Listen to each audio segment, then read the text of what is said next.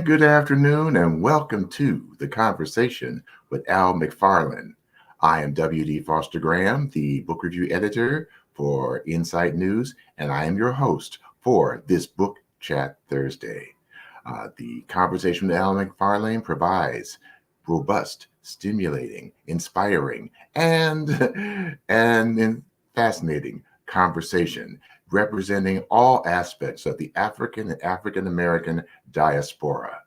Now, for our channel, we're surpassing 1,100 subscribers, and we're shooting for 1,000. So if you enjoy our content and the issues that we bring, please like, share, and subscribe to the YouTube channel and the Insight News Minnesota channel.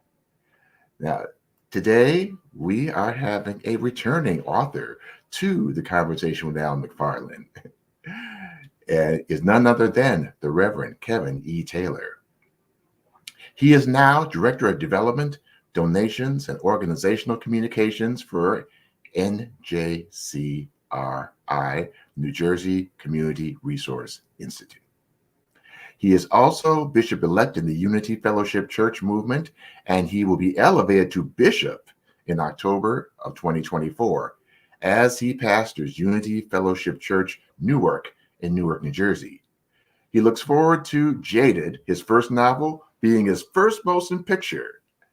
Selfish, I Get Full of Yourself Without Guilt, and his accompanying guild-guided journal is both in support of his continuous quest to guide people in living their greatest lives.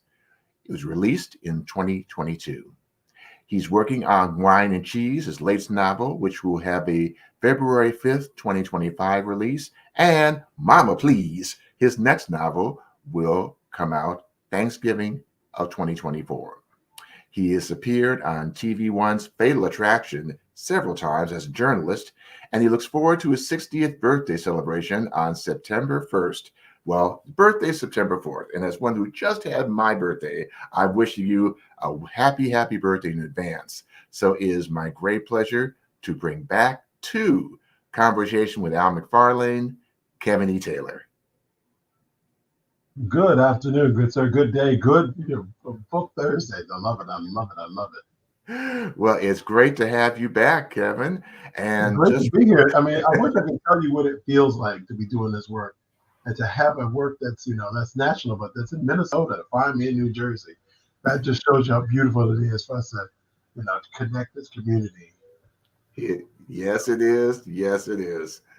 Now, I may have mentioned it when I was introducing you, but tell me more of what's been going on with you since you were last on the show. So, as I noted, I'm working on 2 novels. In October, I will be elevated to the office of Bishop in Unity Fellowship Church Movement, which is a affirming African-American denomination that is around the globe. And under me will be New York, New York City, New Jersey, Connecticut, Delaware, Pennsylvania, Maryland, DC, and Kenya. So I'm looking forward to being able to do this work nationally and globally, while living my best life as I prepare to turn 60. Wonderful, wonderful. So now, since our topic is the importance of Black gay love stories, let's jump right into that. So I mean, we've had these conversations off camera, offline, and now, as men of a certain age, I don't know that we even knew how to think about stories that involve people that look like us. If you got to the library and found something homosexual, it was clinical, and it was something that was that didn't have any humanity to it. So to be able to find stories wasn't even a thought. I still remember what it felt like looking at James Baldwin's Giovanni's Room and thinking, wow.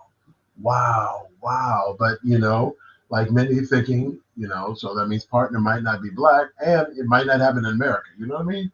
Just always feeling like it was this otherness. And so I remember the groundswell of energy that happened when Elin Harris and then James Earl Hardy came out, and it's like, wait a minute, stories that that just include people that looked like but felt like. There were communities where my feet had landed before, and so it made my little hidden love story, from elementary school or middle school or high school, feel even bigger because it felt so meet at the library or walk in the park or nobody's home, so come over.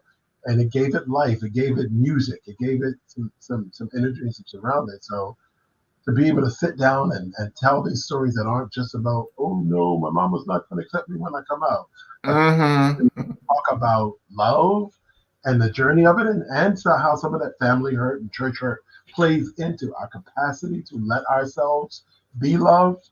It's just a powerful, powerful thing for me. It truly is, because I know, hey, I'm one of those baby boomers that was looking for those stories and stuff and didn't see them until, as you said, when I saw Elin Harris and as well as James Earl Hardy and then Stanley Bennett Clay. Stanley Bennett Clay, yeah. And again, in that window when it felt like a door opened and a few people just kind of came through already, locked and loaded, and it just seemed like it changed everything to be walking, at one time with 3 or 4 books, in a backpack, and then to have like Terry McMillan's books, you know what I mean? To see that, I could be on the subway in DC and see 9 women on the subway reading the same book. And then to have, a copy of B-Boy Blues in my hand on the train and be like, well, if they can do it, I can do it. And look over and have a brother be like, hey, where'd you get that book? Where'd you get your copy? Because I've been looking for it, and have it open up new dialogue for connections for us. It just was really, really powerful. That's true.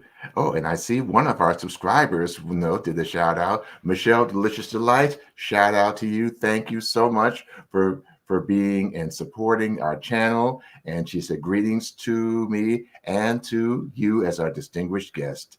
So I'd say greetings to Brother W. Michelle. I appreciate you. So we definitely appreciate your support. When you were talking about something just about church hurt. I mean, so many of those of us who are Black and LGBTQ have experienced that church hurt. Would you like to elaborate on that for our viewers? Our parents, our families, grew up with the same doxology, the same doctrine that, mainstream folk did. And so just the idea of, the panic of, Lord, we're already going through enough as Black folk, and now you're going to bring this to the table. Just swallow it, and the ways that the church could be almost abusive in the, you don't get to be this, and, and I'm thankful for having grown up in a Baptist church in Southwest Washington, D.C., where I was raised under the leadership of a pastor who was blind, who only talked about the radical, unconditional, unmistakable, inescapable love of God. And so I grew up in that until I was about 15, and then he died, and a new preacher came in talking that stuff, and I was like, Mom, I'm not coming back to church. I don't like this dude. And she was always downstairs in the kitchen doing that part of service, and so they listened through the system. And then this son, she had me come back to church, but she also came upstairs, almost in support. And she was like, if he said something crazy, you can go, baby. And sure enough, he did. And I backed out of the church backwards, like, say something, and Mom was like, baby, bye. And it just felt like, wow, all of a sudden, this God who I had been talking to, like you talked to, like I was talking to my invisible friend, like I was talking to, like, I believed that God was a very present help in times of trouble. So I was always like, hey, I know, oh my God, I'm lost between these two answers, God help, or, God was just always there in conversation. I was like, so now somebody's telling me who I am is wrong. If that's true, I haven't done anything. I'm 15. I haven't done anything yet. I didn't kiss a boy. So if you don't like it, take it. But I need to know we're okay. So do something. Give me some sort of sign that we're okay. I went to school the next day, and a boy I've liked since 4th grade, and now I'm in the 9th or 10th. He says, I don't know what it was, but something last night told me to tell you I like you. And that, for me, was the voice of God speaking to him. And I was like, okay, no matter what the church says, me and God are good. Because, people sitting and get their souls kicked out by somebody telling them who you are as a homosexual, is an abomination, right? And that man got a child out of wedlock and has been unfaithful to his wife. And I'm like, you being unfaithful to your wife is on God's top 10. This ain't nowhere to be found. So how did this even get to this level of condemnation? But, God bless, people hurt people.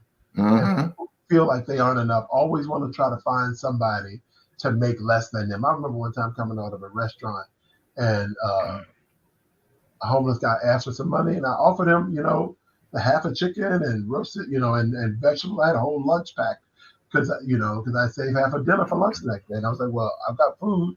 And he was like, nobody wants your damn food, faggot. And I was like, you're hungry and homeless, and you still drop that F-bomb like it gave you some sense of power or authority. And that kind of craziness, is just kind of the stuff of hurt people. Because when I looked at him, like, was that supposed to do something? He's like, bro, I'm sorry, I'm really sorry. I just really wanted some money. I was like, yeah, so you can go get some. I'm not giving you money, but if you're hungry, there's a half a roasted chicken in here, some broccoli, and some garlic mashed potato. Oh, that sounds good. And I took the napkin up and put it on him. They say, eat up, brother, it's still warm. He's like, thank you. And then I saw the shame of, I really feel bad that I came at you. You know what I mean? That's shame. But we do that. We can lash out and then, either think we feel empowered or brace ourselves for the repercussion. And I thank God that, love made me do neither, because, I've sat in spaces where people, have been weighed down by church hurt. And really, church hurt is just hurt that happened in the church. It ain't God. Right.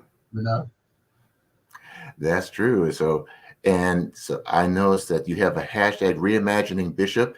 That's part of this campaign. Am I correct? So, as in October, as I said, so I've been doing pastoral leadership work since all of the 2000s.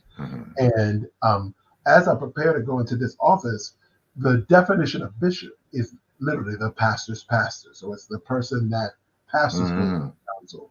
And as I said, I talked about the region, but I really want to talk to creatives. I want to talk to, the LGBT community and Black folk and folk who have wasted a lot of lifetime sitting in the pew, like being church and never giving birth to the vision. The words is write the vision, make it plain. Never giving birth to the thing they've been called to do, because something always makes them feel like they're just supposed to be here. Just supposed to, if they good enough to just be here, to not rock the boat, to be safe, to be stable, then they're not going to dream dreams. But the dreams don't stop. And so what do you do when you've been called to start your own business? What do you do when every time you bake a cake, one of your friends is like, I don't understand why you don't own a bakery?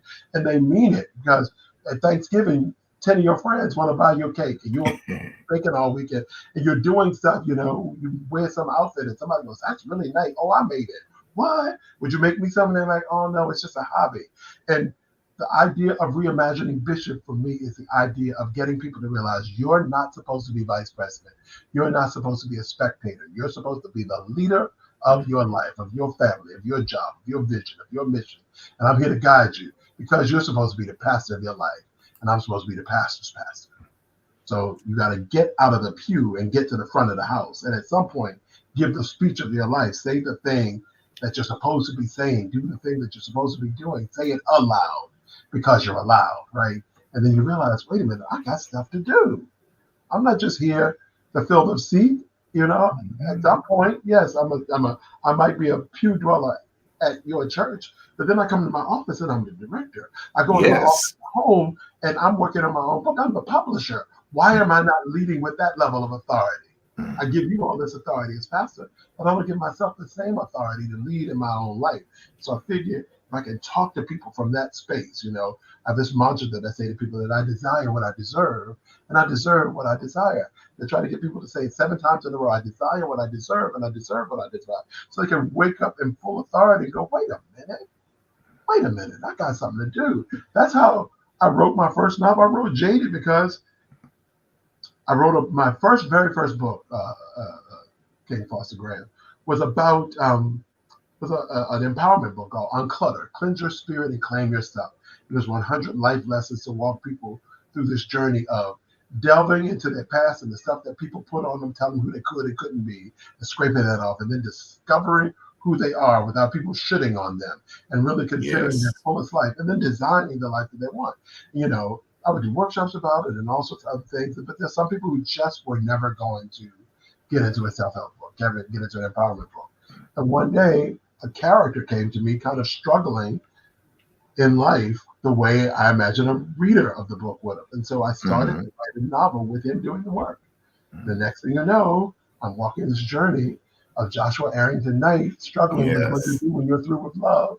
And love's not through with you, right? We talk all this, I hate people, I ain't dating, da. But if you don't clean it up, you're never going to have the experience that you keep dreaming about. Because you're meant to have you're meant to live your life here on earth, not in your dreams, not in your journals. You're meant to live it here. And so I wrote a novel that walked people through the experience of somebody else having the experience. And that just broke everything over.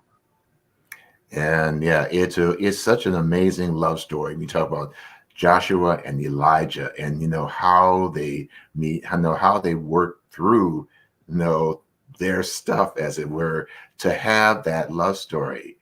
And so I was definitely impressed by Jaded. I was one of the persons, I couldn't put it down. Once I started reading, I didn't put it down until I was done. Oh, gosh. And likewise with Envy. So since that's the sequel, tell us about Envy. So for your readers, Jada tells the story of Joshua Knight, who is an ad exec who, after an ugly breakup, decided that's it. Bury myself in work. New York's he's living in New York City, got enough distractions to keep him busy, and enough success to keep him happy. And so he's just really weighed down in the, on with the, do the thing and then on to the next thing. And then one day, after yet another success, the staff is having a celebration and he's still in his office back to work. His assistant's like, come on, come get a plate, come get some cake, something. We've done it again. And he's just kind of like, no, I'll come. And he kind of, imagine like almost on a soap opera turns and, it starts to think like, wow, I wish life had more to it. But he doesn't really think that until a song comes on that's playing on the office system. And it takes his thoughts somewhere. And he remembers the good parts of the relationship he had been in. And then he remembered the breakup and he just kind of got angry again. But then he remembered joy again. And he, by the time he kind of feels a tear and wipes away, he realizes he's missed life again. The party's over, everybody's gone, and the cleaning lady's like, "Come on, Mr. Knight, don't be in here all night if you're not going to celebrate." But he wakes up the next day with the song disturbing his peace. He goes looking for a song he can't describe. He didn't know the name. He didn't know the gender. He just was kind of jazzy. It was Big Ben. I don't know who it was. Goes looking for it in a couple of places, can't find it. Finally arrives at a Roadhouse oldie store that has as a theme, we specialize in the best and the rest. And it was just kind of like, that's a good thing. As a marketing man, I like that. Sat in there a couple of hours, pulled some records, but couldn't find it. And when he first comes in, sees a beautiful, tall, dreadlocked, well-dressed, dude stacking records. Mr. Henderson, who we'll talk about later. Mr. Henderson runs the record store. It says, "Oh yeah, he's here all the time. He comes in every so often to to fill up his rack. I think he's a producer or a singer or something." And the guy's like, "Yeah, I'm not looking.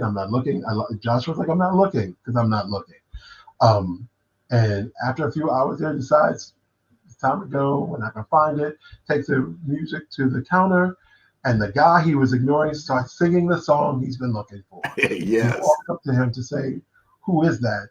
And ask, "Who are you?" And then the question, what do you do when you're through with love? But love's not through with you. Courses through the book. And he's got to deal with his own hurt, his own judgment of himself, his own expectations of his parents and what he thinks they'll think.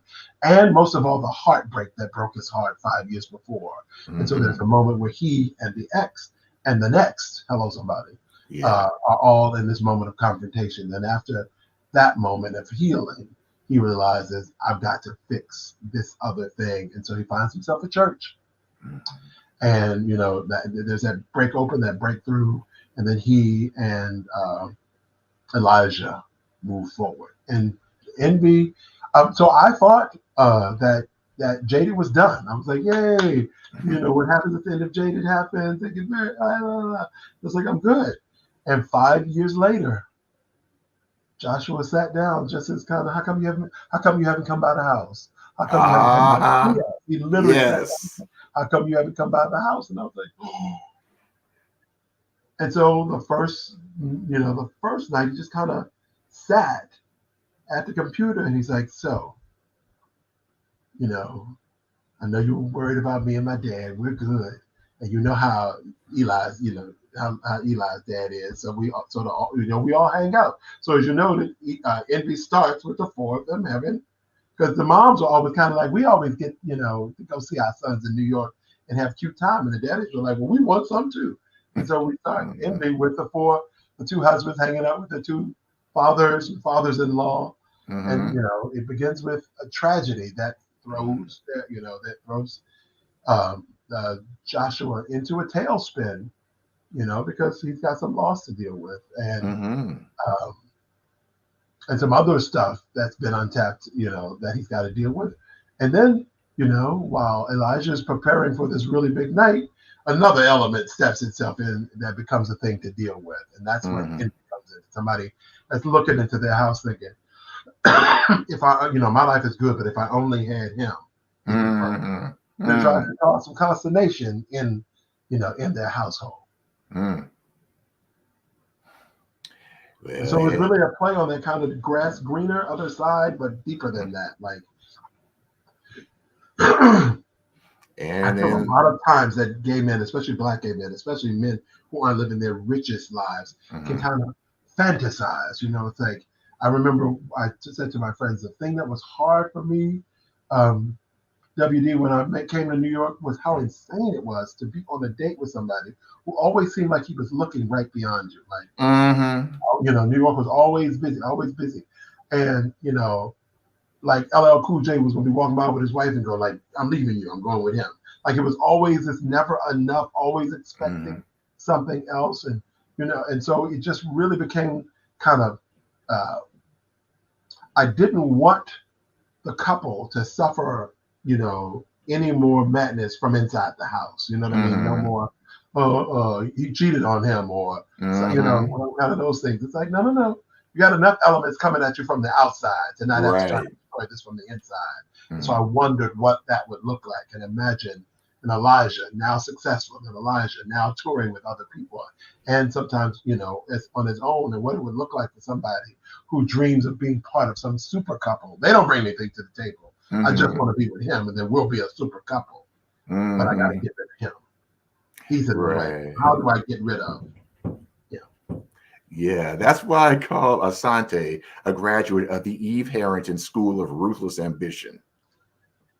I lived for that. I lived for it because it was so brilliantly spoken, because it's always somebody trying to insert themselves into a good life, like the good life wasn't built, right? Like it was it's an institution. Here lies good life. If I push you out of the way, I can step in. But that has happened time immemorial. And the young girl, the young boy who thinks you've built this life, I'll take it now. Thank you. Yes, indeed. So, just we're touching on it briefly. What I appreciate about the book is you brought in a generation of two men who are of a certain age, like me, Mr. Henderson and Mr. Henderson. I mean, to show, yes, because that's right. They haven't gotten the kind of attention. Usually it's often can be very, shall we say, youth oriented, and you don't rent I love it. So at one point after Envy and after Because He Lives, I had 4 novels in my brain. 2 of them I just referenced, Mama Please and Wine and Cheese. But of those 2, there was those 2, Tradition and Meet the Hendersons. And I did a synopsis. I did kind of a 1-page JPEG synopsis and posted all of them. It was like, hey, everybody, I've got these 4 novels running through my head, through my heart. Which one would you support next? And beyond measure, especially among young people, they were like, please do the story with the older couple, because we need to see ourselves. We need to know that, our love is real. We need to know our love will last. We need to know and we get to have a love story. And Mm-hmm. because I had already had a part of the story in Jaded, where when going through the struggle of what he thinks is his breakup with Eli, Joshua finds himself back at the record store, and he talks about his heartbreak.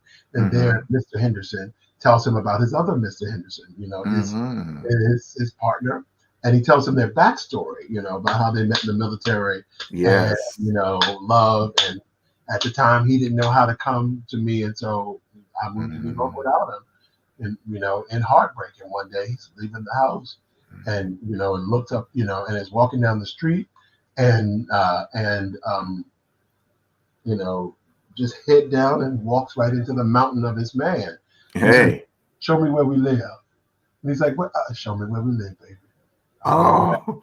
But now is now. And so I already had the precipice of this story. I didn't know, I hadn't delved into it backwards, and there was a whole lot of forward to do. And so they had to have their own story. So of course, it had to be extracted from Jaded. Their story had to be told. Two things really overwhelmed me about Meet the Hendersons WD. One is that not long after I published it, in like October or November, in the first in the December issue, I think it was 2011, maybe 2012, I don't remember that. The New York Times did a cover story on a Black gay male couple who had been together 46 years, and they met while one of them was in the army. The other one was a civilian, the other was in the army. The Hendersons had been together 46 years, and they met in the army. And people were like, "How did you get this novel done?" I was like, "This novel's been out for a month and a half now." But 46, both couples have been together 46 years, because I had a meeting at 19, and so I figured 46 would be good retirement age, not at 65, young enough to still be able to travel and live a life, but seasoned enough to have lived a full life. And so, and it's the only novel I've ever written. I wrote the last 3 or 4 chapters of Meet the Hendersons in full tears. Typing and crying, and typing and crying, and typing and crying. Yeah. Oh, wow. Because I realized, because I'll be 60, and so I was in my late 40s.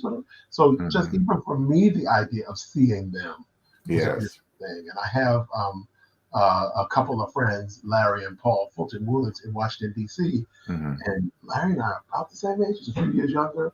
And they've been together since Larry was 21. And so for me, I had to insert this real life couple into the story of this imaginary couple, because I needed to show somebody that this couple exists. Yes. Oh, yes. And because so oftentimes these couples aren't getting the attention or the energy that they deserve. They're the ones upon whose shoulders we stand. And there are couples like you and your partner, right? But we don't know, because often we don't talk about how we haven't created a culture or a community where that kind of couple feels like they can exist. So they just extract themselves from it and go build a nice house, and they might spend time with their families. But community isn't, we don't often show that, sometimes because we make the fear that this couple can't trust somebody else in their house. The truth is, that's not it. It's just that y'all wanted a house in the life, we wanted a house in the life, and then we never written the story of showing those couples come together. So for me, being able to fold the Hendersons and have them have sons like Joshua and Elijah, and to meet a couple like Larry and Paul, creates a community where they're neighbors. And so the neighbors go, hey, and they have a birthday celebration or anniversary celebration, and the community comes because the community knows them. The community knows them because one of them owns a business. The community knows them because the other one served in the military, and they remember him serving longer, so they remember him coming. They own a house. They take care of sons. You help our kids. You do stuff on the block for the block party. We know you. And so it was important to me that we knew us, that we got to see some version of ourselves where people went, I remember what it felt like one time at BET, being in a conversation after work on a Friday, and people were talking about their relationships, right? And somebody was like, "Well, my husband, with my wife, or my girl, with my boy, me and my boyfriend, my da da da." I was like, "With my boyfriend and I, da da da da." And I, I was talking, and I looked over and realized that the entire room had frozen. And I was like, and one of the women was like, I was like, "Everything all right?" And she's like, "No, no, no, no, no. I mean, we know some gay men work here. They think we don't know, and so we don't want to be come. You're the first one to be able to just be like." So is that your boyfriend that picked you up? Yeah. Oh yeah. Last Tuesday. Yes, that was my boyfriend. And was that him you brought to the Christmas party? Oh no, that wasn't my boyfriend. I was saying dating that guy. This person a year and a half later. This is my boyfriend. I'm bringing him to this party. Well, we're looking forward to meeting him. I was like, well, maybe you and your husband should come over for dinner. Yeah. It's like that whole the thing that they're talking about now. WD is how some people stop talking about coming out and they talk about inviting in. So I realize that you've got to invite people into your lives, because you do. Some young people talk about their parents knowing they were gay. And they were like, "Well, why didn't you say something?" They were like, "It wasn't ours to say. We didn't want to yank you out of the closet." We talked, Tyler Perry even dealt with that in one of his movies. Like we all knew. We talked about you being gay. You ain't talked to us about it, so we weren't gonna drag you out. We didn't know how to. We didn't want to say nothing until you were ready. There it is and stuff. And I say that because since I have my husband for 14 years, we have a son, and oftentimes it's just a matter of just talking like, hey, no big deal. It's just part of the conversation and stuff. But I also learn sometimes from when we're giving out this, this energy of fear, that's what that comes back. One thing that you had mentioned when you're talking about envy was grief and loss and how we need to deal with that. Because I know you then lost your best friend and my mentor and some friends last year. I lost my mother last fall. And so I would love to have you to say, talk about that. So, I mean, one of the things that is powerful in this journey as I prepare for 60 is literally realize how many people I've lost in my 50s. Because, I lost my mom in 2015 in January 5th of 2015. And then by the end of the year, I lost Natalie Cole, who, if you've read JADED, Natalie Cole isn't just that singer who makes those records to me. She's the woman I adored as an 11-year-old that I used to write letters to and send copies of my report card. Right? She blew my brains open with words like inseparable and rectified and Joey, which says there's no pot of gold at the end of the rainbow. Two fortunes are deeper than. So she really did realign my molecular structure. So losing the two of them and burying them 4 days apart. 4 days apart was devastating. Yes. And and I remember my best friend David saying, you've lost both of your foundations, are you okay? And I was like, but I've got my anchor. And then last year I lost my anchor. And I was on my way to bury my grandmother when I got the call that my best friend had died unexpectedly. And I just spent 2 weeks with him in August and just gone back to Houston in late September to go see Beyonce, and then the first week of November. We had posted the night before about working the polls because it was election day, and now when we talk about self-care, because that new book is Self-ish, Get Full of Yourself Without Guilt. And it really is about the work of self-care that's not just taking a day off or getting a mani-pedi, but really like some stuff that's got to be excavated in order to really make room for the desires of your heart and your dreams and your joy.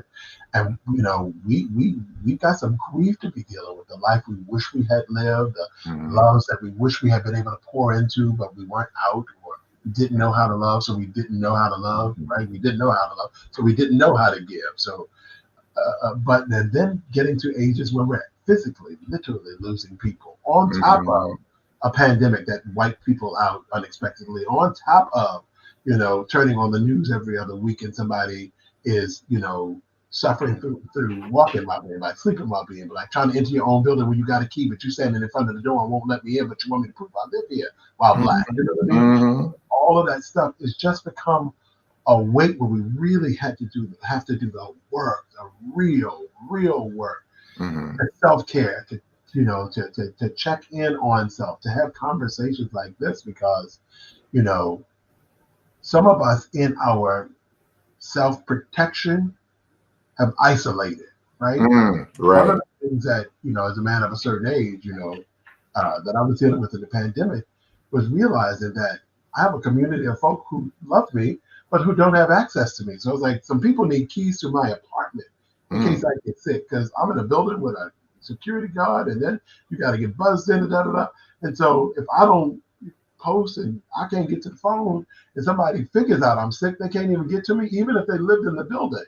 And so it made me open up my world to people in ways that were just kind of like, here's the key to my house. Yes. Right? Here's the key. And if you call me and text and I don't respond in an hour, you should come check on me. Exactly. But then a meeting, I can go, hey, blah, blah, blah, blah, blah. But people aren't going to miss you at 2:00 in the afternoon when they believe you're at work. It is if you don't show up at an event, if you don't show up at church on Sunday, if you don't come to a thing that they know, I'm surprised you're not here. It's a house music festival. You're always here. And that's the they go, have you talked to him? Have you talked to him? Have you talked to him? Let's get over there. And so what it feels like to really do the work to build the bridges of care, that make us look in each other's eyes and say, you all right? How's your husband? Y'all taking care of each other? I haven't seen any posts from you if you haven't taken a vacation this year. Where y'all going? It's still got time, Right. Because, that's what David would want, my best friend. That's what Louis Taylor would want. It's what Natalie would want. It's being in this space that says, hey, from up here, I see you doing all that bustling and moving. When you going to take care of yourself? There you go. There you go. And thank you, Michelle, for your condolences. Yes, we thank you, appreciate Michelle. them. I appreciate you. Yeah. And people, you just celebrated 72, and people think at a certain age the numbness of losing your parent, goes away because you're an adult. Nope. And I preached my mother's funeral. I sympathized my mother. My son was like, Dad, please don't do it. Please.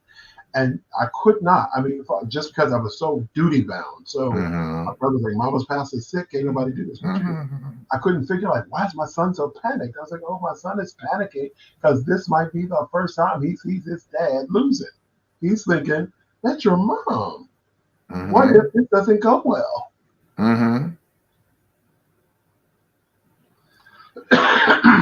That is so true and stuff. I remember you told Natalie Cole. I remember when Aretha passed, I cried for 3 days when she passed. And my mother, she lived to be 93. And yes, I delivered a message at her homegoing, and just say, since we didn't want anything black and do it for my mother's favorite color, everyone wore red to celebrate her life. But you never know when it's gonna hit you, because sooner or later it's gonna hit you.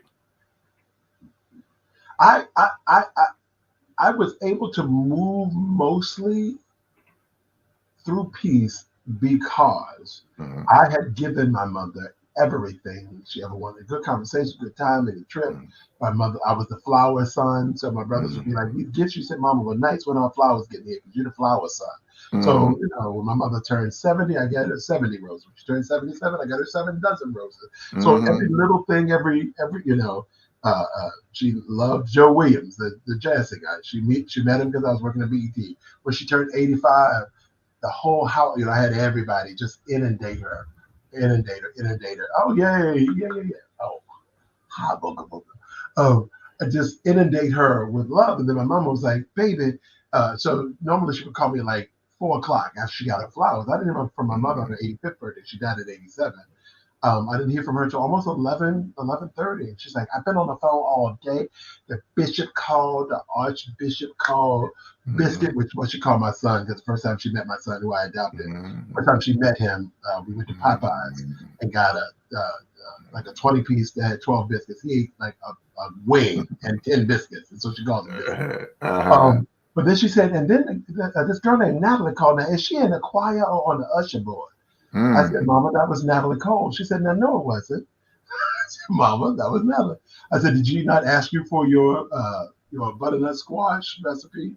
She said that she did. I said, well, you met Natalie. Didn't she say next time she talked to you, she's going, I said, Mama, that was Natalie. She said, Lord have mercy. Yeah. They call me. You know what I mean? So all of those little things, those rich things. So I moved in a place of peace because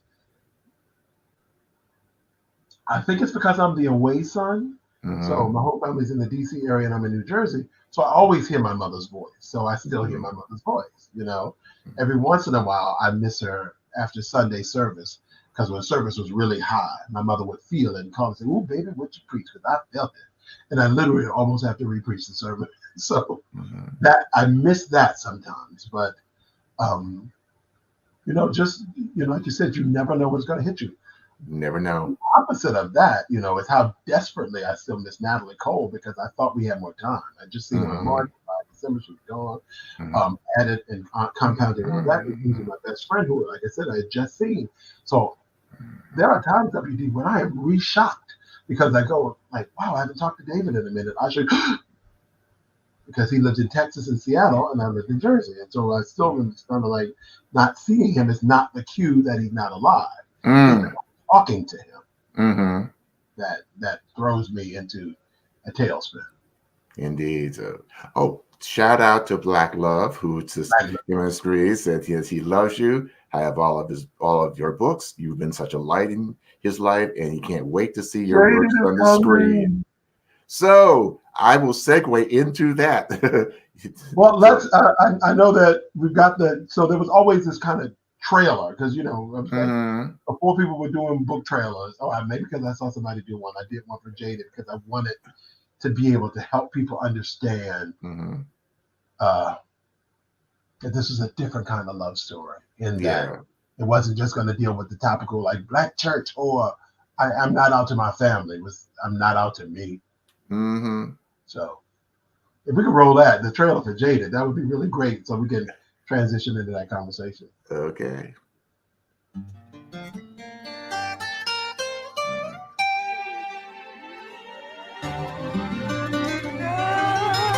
Oh, Lord.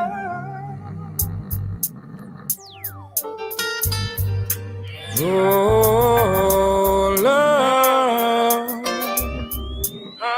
Oh, Lord.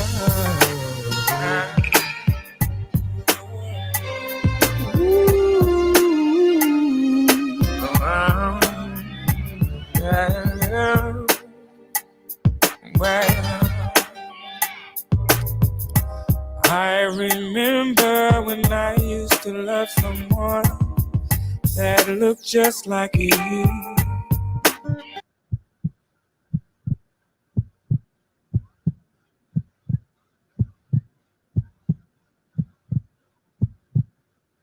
So that was the trailer that came when the sequel was coming because we reissued it with a new cover so that people could get into the story. And then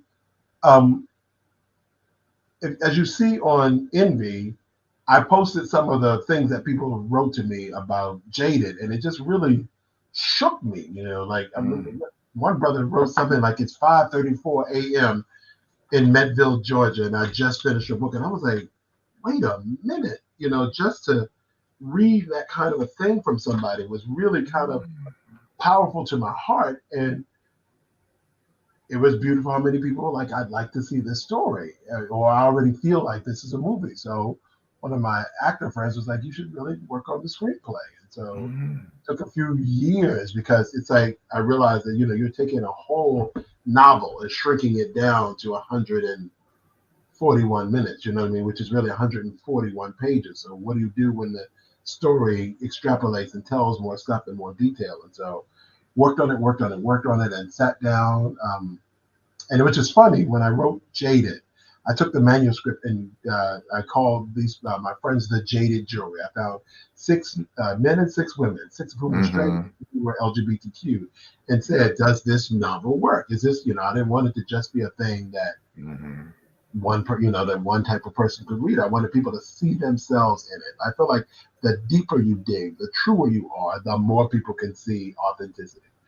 And 2 things happened that let me know I had to publish WD. One was a sister friend of mine who I gave the book to on Thursday, who's also an artist and an actress, came back to me with her manuscript on Saturday because she led my choir. And I thought, oh, Lord, she's giving it back to tell me she didn't have time to read it. And she goes, well, you'll see my notes throughout, but my synopsis is on the back. And I was like, I'm sorry, what? Oh, she said, just like you should. Yeah, she said, yeah, I couldn't put this thing down. So I read it twice, and you'll see my notes. And she said, you'll see a special note. And it's because of Mickey Braden, actress, a recording artist, that there's a point in Jaded where Joshua goes to have a fight with Reggie, who was Elijah's ex, like a little side piece. That he wanted something with, but Reggie was just kind of like, you tall and fine, ain't nobody trying to marry you. I'm just trying to ride you, And so Joshua goes to the house after he and to check on Eli's house as he'd asked him to, and he finds Reggie there because Reggie had a key to Elijah's apartment when they dated years ago, and Joshua, and Eli never had a reason to change the key. So a fight breaks out. Joshua leaves to go to the pier to kind of clear his head. There he sees Kevin and Greg, and they have that healing. And before he kind of went home, and Mickey said, that fight ain't finished. And I was like, wait, what? And he got back to that corner, and instead of going right and going home, he went left and went back in that apartment and took it, and beat the snap out of it. Yes, yeah. Fight for love. He's like, if you're going to have love, if you're going to figure this thing out, you got to be willing to fight for it. And it started there. Then he had to fight himself.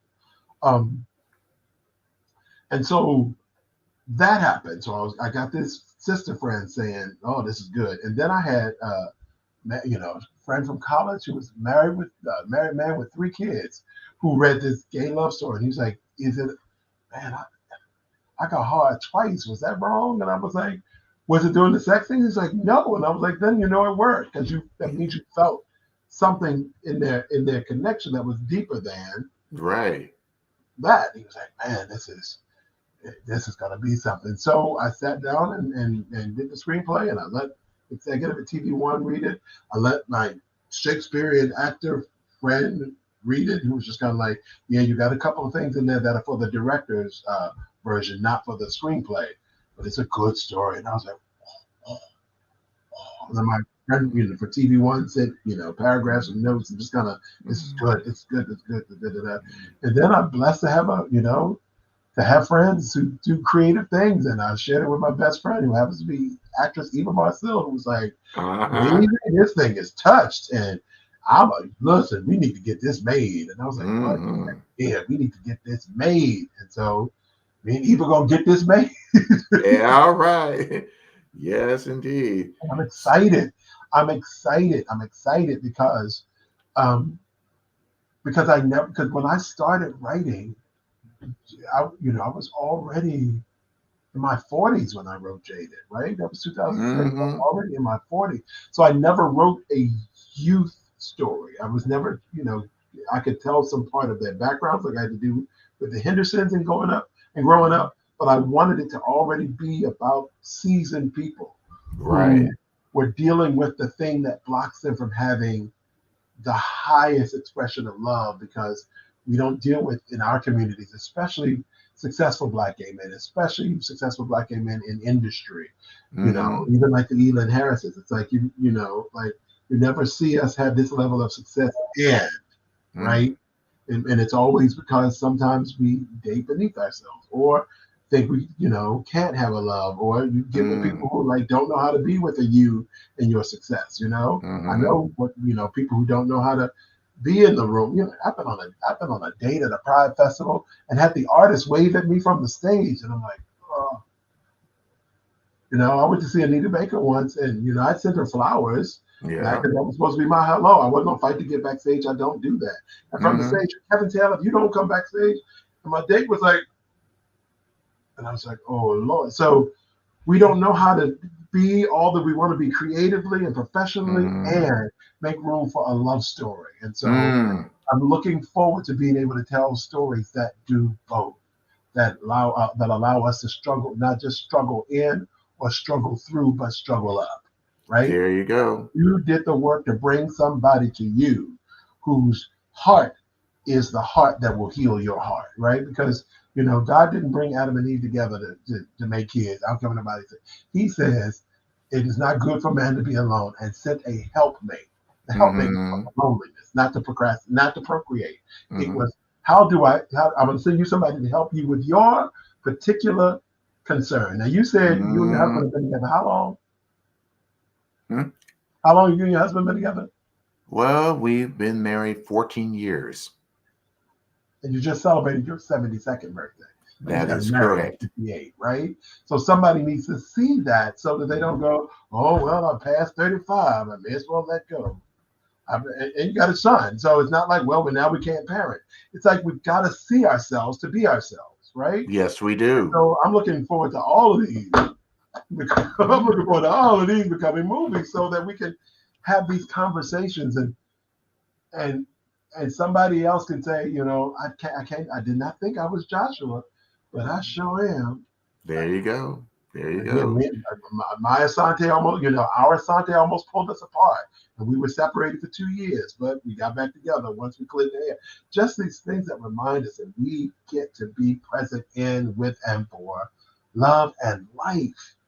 Because it's not love, because a real true love is just going to expose the stuff in you that you still need working on, and just have somebody there to be a landing place when you do, while you do. Like the day wore me out. I got you. Not, yay, everything is, is roses and lilac. It's no. No, it isn't. It's not. It takes work. It will hold you accountable to the stuff you said you was going to do. Hey, baby, where's the book you said you're going to write? Mind your business. You are my business. And it takes work. It's a job you signed up for. That's right. So now tell us about one, where people can get your books, and two, your upcoming books. So let's talk about the upcoming books. So you can get all my books at kevinetaylor.com. So the present 10 books. So JADED is there. So since we're talking about love stories, so JADED, the first novel, is there. Envy, the darker shade of green, is there. The Hendersons is there, and so the Hendersons are extrapolated from JADED.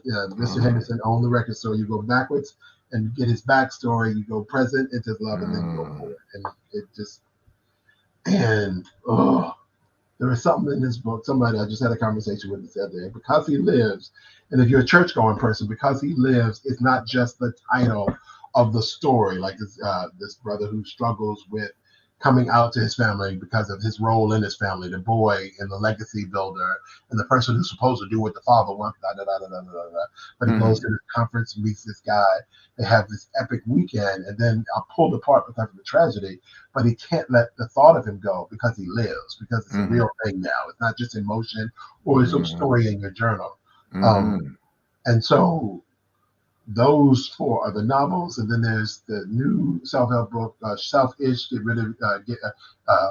Selfish, Get Full of Yourself Without Guilt, that comes with its own accompanying journal, because young people are like, this needs to come with a guided journal, so I'll do the work. Okay. And so what really happened is I took the lessons and the exercises that were in the book and extrapolated it and put it in a separate book. Right. And then there is my autobiography, Never Too Much. This is my story of big words, big dreams, and an audacious big life. And then Unclutter, and then Get Off Your Ass and Do Something, which is a collection of sermons and sayings and kind of these things that people are like, I need that in a book. And then,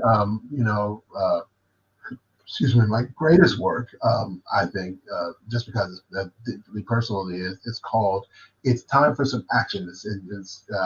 We're dealing with self-image, self-worth, finances, and each of the chapters is headed by a quote from my mother. And so I felt like my mother was the greatest teacher I ever had. And many of us say that, but I was called a commission one time by a spiritualist to say, you need to get these lessons out of your mama so that they live in the world. So all 10 of those books exist on the site. And coming in the next 6 months are Mama Please, which will be out by the end of the year. Mama Please, I've been working on for a while. Mama Please is the story of a young man who is succeeding everywhere in life except in his romantic life, because he just choosing the wrong people. So his mother decides, my baby don't know how to pick a man. Let me do this for him. It really kind of goes through her life through the church, just kind of interviewing and doing this stuff. It's just kind of like, Mama got this. And he's like, Mama, please, because she at times has conversations that he feels are inappropriate, or she's outing people like, that boy gay. Give me your number so I can give it to my son. Mama, you don't even know if he's gay. That boy gay. You know what I mean? You know, and it's got some wit to it, but it also has this kind of showdown when a mother has a moment with a mother, so the church don't appreciate her having these conversations out loud about her son and his gayness, and so, you know, the mother's board decides they need to have a meeting with her, and they don't want none, and so that, you know, we go to this fabulous story over here, and then Wine and Cheese is a May December romance thing. It's, you know, one of the things that that has visited my life a lot, being, you know, a man of a certain age, but who is still vital, who still dances for hours at the Brooklyn Soul Summit. I mean, hours. I had a young man come back, like, we were on the floor for 3 hours, was everybody dancing, left, you know, came back an hour and a half later, and I was still at the same spot. He was like, are you still here? I was like, this festival is once a year for 8 hours. If I don't have to miss any of the 8 hours, I'm not gonna. I got 33,517 steps. That is 15 and a half miles. And he was like, good God. And so I used that and another couple of things that happened in these young men. But there's one young man which is kind of like, you see me anywhere at this party, you decide you want to kiss me, I'm fine with that. And so it's just the whole idea of this older man who has done the work to be who he is today, and meeting some, like a young titan who's not scared of him, who's also creatively and, you know, fiduciarily his equal. So he got his parents. He's not having a daddy issue. You know, I think what he says is something like, "Oh no, my father, I'm fine. I'm not experiencing any of those kind of issues." And he says, "You're old, but I'm old enough to be your father." And he says, "Yes, but you're sexy enough to be my daddy." Right? Well. And dealing with the fact that people mature at different ages, just like some wines, just like some cheeses. So. Yes, you do. Yes, you do. Well, we are coming close to a close for our book chat, and I just thank you so much for being back again. You know, we could probably do this for another show at this point. So, and when the 2 new books come out, we will. How's that? Okay, and so you put your website. Yep. So again, it's KevinETaylor.com. That's where all my books can be found, all of the empowerment books. And I'm self-published, and I like doing that because it allows me to keep costs at a really decent level. But it also allows me to sign every book. I like that. You know, I like the connectedness of that. And so my friend put together this amazing website, and so all of the books are there, and I sign every copy. And this matters, you know, our stories matter, our love matters, our lives matter, and so it really just, you know, it's a joy to me to be able to dig this deeply into the, you know, into the rich soil of Black excellence, of Black culture, of queer love. I think, you know, deep down in there you find Gladys Bentley and Moms Mabley and Bethany Smith and James Baldwin and Langston Hughes and County Cullen. So I'm gonna keep digging. I know that's right. And there's one independent author to another. I give my hat tip to you. Now, just very quickly, we have about maybe 30 seconds left. What advice would you give to your 13-year-old self? Ooh, just right? We're always waiting to be just right, to be perfect, to be perfected, to be perfection. And if I could have gotten myself to write earlier, to just write, to just put the pen to the paper, I wonder what I would have been able to explore then. But to my the advice I have for my 13-year-old self, I have for you in 13 seconds. Just right. Hey, amen. This is W.D. Foster Graham, the book review editor from Inside News. And I say again, I give thanks and a hat tip to our wonderful guest, Kevin E. Taylor. As I said, what do you say? We don't stop writing. For a conversation about McFarlane, See you in the next go round. Y'all be blessed.